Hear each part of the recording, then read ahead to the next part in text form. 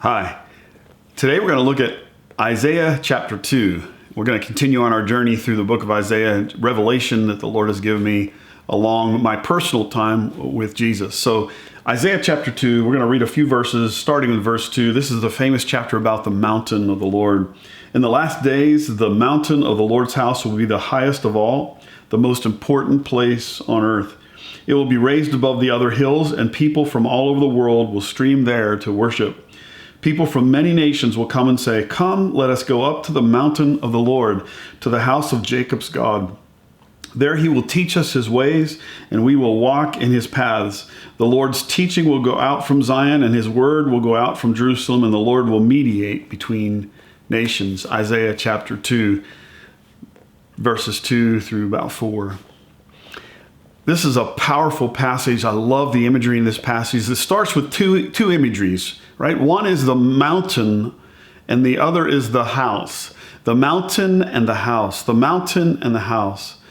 You need to know that Jerusalem was built on a mountain across from the Mount of Olives. Actually, there's a divide. There's a valley in between where the valley of Kidron, where the brook Kidron runs through, and then on the other side, in Jerusalem, on the mountain, there's another hill on the mountain that was called Mount Zion. That was the city of David. That was the place where David had his house built. And so the imagery of a mountain was very important to the Israelites. I love the imagery of the mountain to us as believers. In this passage, Isaiah was spoken to by the Lord, and the Lord said to him, "There's a mountain of my house." Verse 2, "In the last days, the mountain of the Lord's house." And he kind of converges those two imageries, the imagery of a mountain and, of course, the imagery of a house, the house of God. As we fast forward in the New Testament, we understand that the mountain and the house that he's talking about aren't literal mountains. They aren't specific physical mountains. And we'll talk about that in just a moment. But they're internal in the place of the Spirit where Jesus has bought us and brought us to. This is a powerful revelation. It starts by saying in these last days. If you remember Hebrews, the book of Hebrews starts with a section that says, God has spoken to us in various ways in times past, but in these last days, he has spoken to us by his Son, the express image of himself, right? He's the brightness of the glory of God, Jesus. So these last days it's a debatable term. I would encourage you that the writer of Hebrews identifies the time that we're living in right now, from the resurrection forward, as the last days. And the mountain and the house, interesting. Hebrews also helps to clarify that for us. Hebrews chapter 12 and verse 18. "You have not come to a physical mountain, to a place of flaming fire, darkness, gloom, and whirlwind." He's speaking, of course, of the mountain of Sinai. He said, you haven't come to a physical mountain. Literally, the Greek there means a mountain that can be touched. So as believers, we're running our race, the first part of Hebrews chapter 12. We're laying aside weights, and we're looking to Jesus. He's the author and finisher of our faith, right? For the joy set before him, and so on. I want to say to you that as believers, we haven't come to a mountain in these last days that is a physical mountain. But God's intention, and through Isaiah, he was prophesying toward this non-physical mountain where we have not come to Sinai, but we've come to, down in verse 22 of chapter 12 in Hebrews, "No, you have come to Mount Zion, the city of the living God, the heavenly Jerusalem." Who's the heavenly Jerusalem in Revelation 21, 22? We are the church. Those who believers in Jesus. We're the new Jerusalem. "And to countless thousands of angels in a joyful gathering, you have come to the assembly of God's firstborn children, whose names are written in heaven." Excuse me while I turn the page. "And you have come to God himself, who is the judge over all things. You have come to the spirits of the righteous ones in heaven, who have now been made perfect. You have come to Jesus, the one who mediates a new covenant between God and his people, and to the sprinkled blood which speaks of forgiveness instead of crying out for vengeance like the blood of Abel." I want to suggest to you that the mountain of the Lord in Isaiah 2 is the mountain, same mountain that the writer of Hebrews is speaking about, that we now have come to believing in Jesus.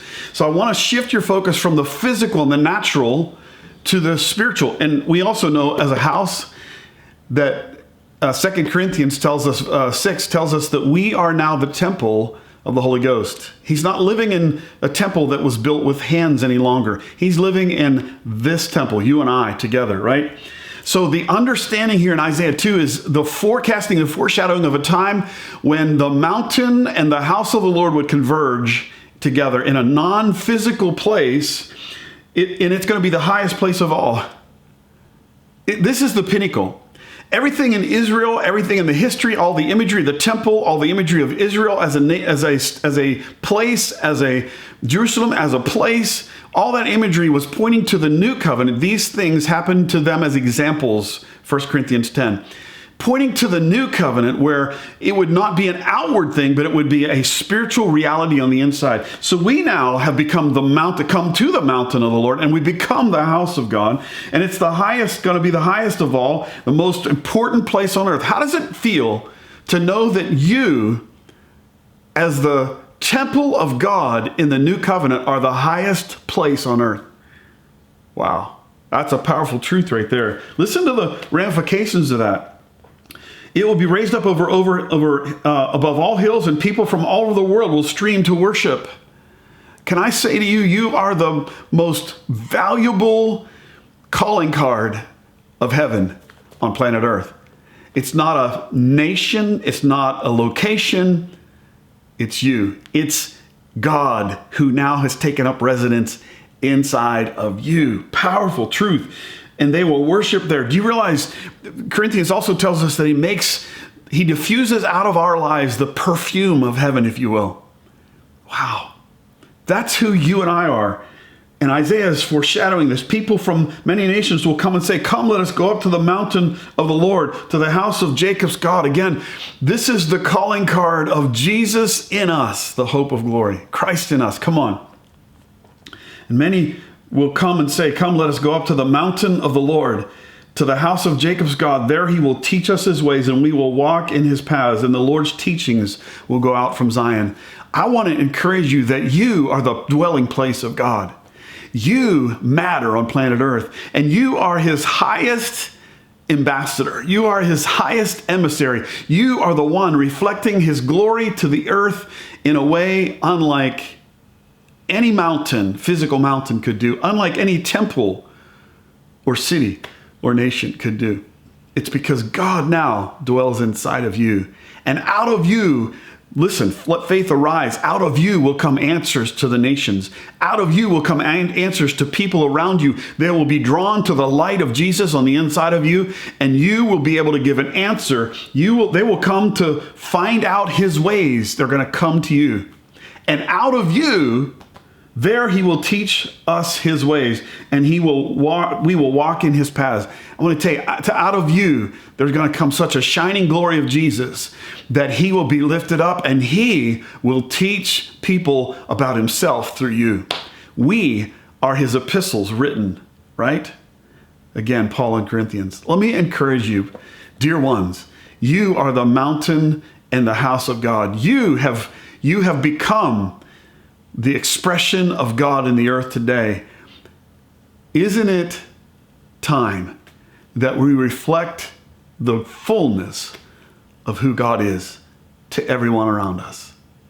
That's the challenge.